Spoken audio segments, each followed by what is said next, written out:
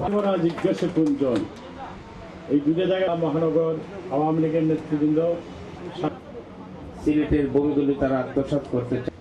আমাদের মাঝে উপস্থিত হয়েছেন সব পুলিশ তো দুর্নীতিবাজ নয়।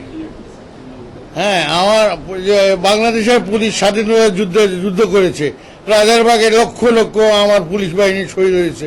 আমি কি তাদেরকে অশ্রদ্ধা করব?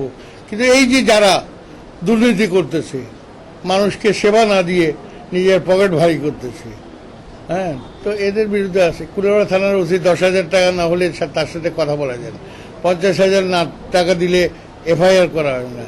তারপরে আপনার তদন্তে দারোগা গেলে তাকে আরো 20,000, 70,000 টাকা যদি একজন মানুষ দিয়ে দিতে হয় তাহলে বিচার আর তার পাওয়ারে পাইতে কি আছে।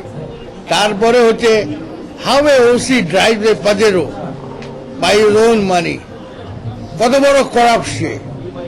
আমার ডিআইজি স্যার তাকে নিয়ে আসছেন, হ্যাঁ, আর আমি যেটা শুনছি তাকে 15 লক্ষ টাকা দিয়ে কুলাউড়াতে অ্যাপয়েন্টমেন্ট দিছে।